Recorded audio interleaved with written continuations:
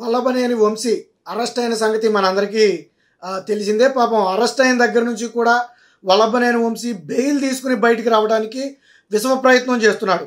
కాకపోతే తాజాగా నిన్న కూడా విజయవాడలోని ఎస్సీ ఎస్టీ కోర్టులో వల్లభనేని వంశీ బెయిల్ కోసం విశ్వ ప్రయత్నం చేసి చివరికి విఫలమయ్యాడు. ఎందుకంటే నిన్న కూడా ఎస్సీ ఎస్టీ కోర్టు ఆ బెయిల్ పిటిషన్ కొట్టివేయడం జరిగింది. రీజన్ ఏంటంటే సత్యవర్ధన్ అనే ఒక వ్యక్తిని బెదిరించి భయపెట్టి కిడ్నాప్ చేసి కోర్టులో తప్పుడు సాక్ష్యం చెప్పించడమే కాకుండా అటు పోలీసుల్ని ఇటు కోర్టుని కూడా తప్పుదోవ పట్టించాడనేది ప్రధాన ఆరోపణ. ఈ నేపథ్యంలో ఇప్పుడు వల్లభనేని వంశీకి గన బెయిల్ ఇస్తే సత్యవర్ధన్ అనే వ్యక్తిని ప్రభావితం చేయొచ్చు, కేసుని తారుమారు చేయొచ్చు, సాక్ష్యాలను మాయం చేయొచ్చు అనే కోణంలో ప్రభుత్వం తరపున అయితే బలంగా వాదనలు వినిపించారు. దానితో ఏకీభవించినటువంటి విజయవాడ ఎస్సీ ఎస్టీ కోర్టు నిన్న వల్లభనేని వంశీ బెయిల్ పిటిషన్ అయితే కొట్టివేస్తూ తీర్పునైతే ఇచ్చింది. దీంతో మరొక్కసారి వల్లభనేని వంశీ ఆశలన్నీ కూడా అడియాసలుగా మాయాయి. పాపం అటుపక్క పోసాని మురళీకృష్ణకైనా ఉపశమనం లభించిందేమో కానీ ఇటుపక్క వల్లభనేని వంశీకి మాత్రం ఉపశమనం లభించటం లేదు. ఎందుకనంటే ఇది ఎస్సీ ఎస్టీ అట్రాసిటీ కేసుతో పాటు కిడ్నాప్ కేసు. సో కాబట్టి దీని సెక్షన్లన్నీ కూడా కొంచెం కఠినంగా ఉంటాయి. అందులోని ఎస్సీ ఎస్టీ అట్రాసిటీ కేసు కాబట్టి కొంచెం కేసు అనేది బలంగానే ఉంటుంది. అయితే వల్లభనేని వంశీకి ఇప్పటికే హైకోర్టులో చుక్కెదురైంది. హైకోర్టు కూడా వల్లభనేని వంశీకి బెయిల్ ఇచ్చేందుకు నిరాకరించింది. అంటే విచారణ సమయంలో జోక్యం చేసుకోవడానికి దాదాపుగా హైకోర్టు నిరాకరించింది.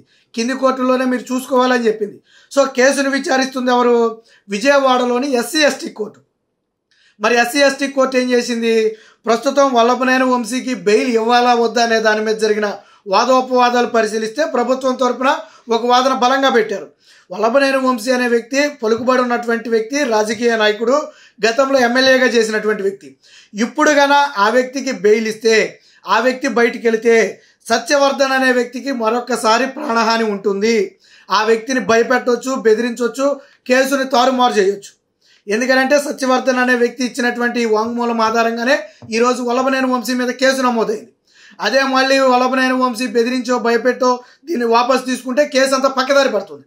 ఇదే విషయాన్ని బలంగా ప్రభుత్వం తరపునైతే వాదనలు వినిపించారు. ఇరు పక్షాల వాదనలు విన్న తర్వాత ప్రభుత్వ తరపు వాదనలు పరిగణలోకి తీసుకున్నటువంటి ఎస్సీ ఎస్టీ అట్రాసిటీ కోర్టు ఏదైతే ఉందో ఆ కోర్టు వల్లభనేని వంశీ వేసినటువంటి బెయిల్ పిటిషన్ అయితే కొట్టివేసింది. కేవలం వల్లభనేని వంశీదే కాదు, ఈ కేసులో ఇతర నిందితులుగా ఉన్నటువంటి వీర్రాజు, శివరామకృష్ణ ప్రసాద్, లక్ష్మీపతి, వేల్పూర్ వంశీ, సో వీళ్ళందరి బెయిల్ పిటిషన్లు కూడా కొట్టివేయడం జరిగింది. వల్లభనేని వంశీ చేసిన పనే దాదాపుగా ఆళ్ళు చేస్తారు. వల్లభనేని వంశీ కాకపోతే తన అనుచరులు వీళ్ళ ద్వారా చేయించవచ్చు వంశీ. కాబట్టి వీరందరి బెయిల్ పిటిషన్లు కొట్టివేస్తూ నిన్న ఎస్సీ ఎస్టీ కోర్టు అయితే ఒక నిర్ణయం తీసుకుంది. దీంతో వల్లభనేని వంశీ గొంతులో మళ్ళీ పచ్చివెలకే పడినట్టయింది. వాస్తవానికి అరెస్ట్ అయ్యి చాలా రోజులైంది కాబట్టి ఇక నేను బెయిల్ మీద బయటకు వచ్చేస్తానని చెప్పి వల్లభనేని వంశీ భావించాడు. కానీ వల్లభనేని వంశీ అనుకున్నది ఒకటి, ఇక్కడ జరిగింది ఒకటి. వల్లభనేని వంశీయే కాదు, అనుచరులకు కూడా ఈ కేసులో అయితే బెయిల్ రాలేదు. అంటే మరి కొంతకాలం వల్లభనేని వంశీ జైలులో ఉండక తప్పని పరిస్థితి. సో ఆల్రెడీ ఇప్పటికే టీడీపీ కార్యాలయం మీద దాడి కేసులో బెయిల్ను కూడా ఆల్రెడీ కొట్టివేయడం జరిగింది. టీడీపీ కార్యాలయం మీద ముందస్తు బెయిల్ ఒకటి అప్లై చేసుకున్నారు, ఆ కేసులో కూడా ఇరికిస్తారని చెప్పి. బట్ ఆ కేసులో కూడా ఇప్పటికే బెయిల్ పిటిషన్ కొట్టివేయడం జరిగింది. హైకోర్టులో కూడా చొక్కెదురైంది. సో అంటే దాదాపుగా వల్లభనేని వంశీకి దారులన్నీ మూసుకుపోయాయి. చేసిన పాపం ఊరుకునే వదిలిపెట్టదు.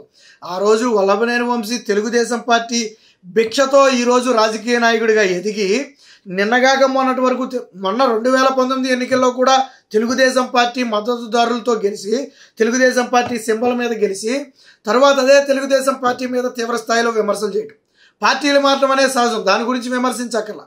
ఎవరికి ఇష్టమైతే ఆ పార్టీలు మారుతారు. ఇదేమి వల్లభనేని వంశీ కొత్తగా మారింది కాదు, ఎక్కడైనా జరిగేది. కానీ కన్న తల్లి వంటి తెలుగుదేశం పార్టీ మీద, తండ్రి వంటి చంద్రబాబు గారి మీద, తల్లి వంటి భువనేశ్వర్ గారి మీద అనుచిత వ్యాఖ్యలు అనేవి టీడీపీ శ్రేణులు జీర్ణించుకోలేకపోయారు. నిన్నగా మొన్న వల్లభనేని వంశీ ఆ ఫోటోలు కూడా బయటకు వచ్చాయి, మీరు చూసారో లేదో. పాపం ముసల్తనం బయటపడింది. వల్లభనేని వంశీ మామూలుగా ఉండుంటే పాపం రంగు గింగు వేసి ముడతలే కనపడకుండా మొహానికి ఆ పేడ ఈ పేడ కథ రాసి ముడతలు కనపడకుండా మేనేజ్ చేసేవాడు గడ్డ మీద నీట్గా చేసుకుని. ఎప్పుడైతే జైలుకి వెళ్ళాడో మరి రంగులు గింగులు ఉండవు కదా, అక్కడ అయితే షేవింగ్ ఉంటుందేమోలే, రంగులు గింగులు ఉండవు కదా.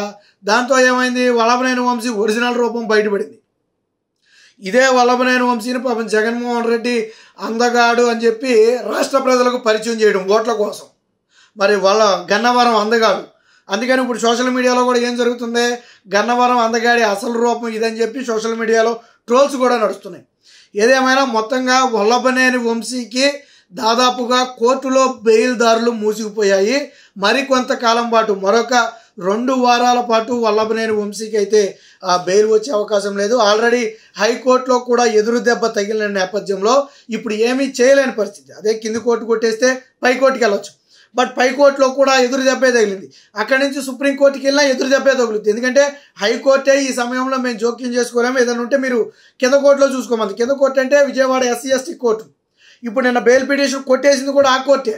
సో ఆ కోర్టు బెయిల్ పిటిషన్ ఇవ్వడానికి కూడా నేను ఒప్పుకోలే. ఎందుకంటే వల్లభనేని వంశీ అనే వ్యక్తి చేసింది మామూలు విషయం కాదు. ఆల్రెడీ కేసు పెట్టిన వ్యక్తిని బెదిరించి భయపెట్టి కిడ్నాప్ చేసి ఒక రోజు మొత్తం హైదరాబాద్లోని వల్లభనేని వంశీ ఇంట్లో పెట్టుకుని చిత్రహింసలు చేసి మళ్ళీ వేరొక గెస్ట్ హౌస్కి తరలించి అక్కడ చిత్రహింసలు చేసి తర్వాత తీసుకొచ్చి మళ్ళీ కోర్టులో నేనేమి కేసు పెట్టలేదు, నాతో బలవంతంగా పెట్టించారని కోర్టులో తప్పుడు సాక్ష్యం చెప్పించారు. తర్వాత ఆ కుటుంబ సభ్యులు మా అబ్బాయిని కిడ్నాప్ చేసి కొట్టి ఇలా సాక్ష్యం చెప్పించారని వాళ్ళు చెప్పేదాకా విషయం బయటికి రాలి. అంటే కోర్టులో చెప్పిన విషయాన్ని తిరిగి తారుమారు చేయగల గనుడు వల్లభనేని వంశీ. అందుకనే వల్లభనేని వంశీకి కోర్టు ఎందుకు బెయిల్ ఇవ్వట్లేదు, ఎందుకు ఈ విషయంలో జోక్యం చేసుకోవట్లేదు అంటే ఆల్రెడీ జరిగిన ఘటనలు పరిగణలోకి తీసుకునే వల్లభనేని వంశీకి ఇవ్వట్లేదు. మరి వల్లభనేని వంశీ గతంలో కొడాలి నాని ఇద్దరు కూడా చాలా గట్టిగా మాట్లాడారు. నా జోలికి వస్తాడా, వల్లభనేని వంశీ జోలికి వస్తాడా, జగన్మోహన్ రెడ్డి జోలికి వస్తాడా, రమ్మనని మేము చూసుకుంటామని చెప్పి కొడాలి నాని నోటుకు వచ్చినట్టు మాట్లాడాడు.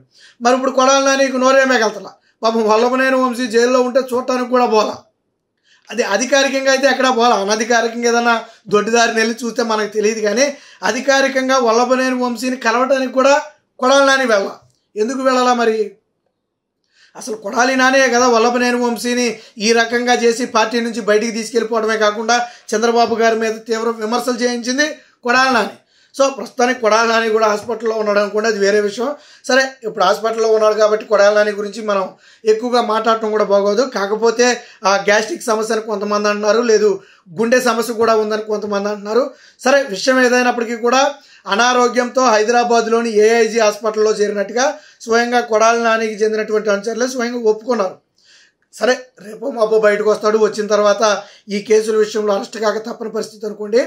ఏది ఏమైనా మరొకసారి అయితే వల్లభనేని వంశీకి బెయిల్ పిటిషన్ విషయంలో చొక్కెదురైంది.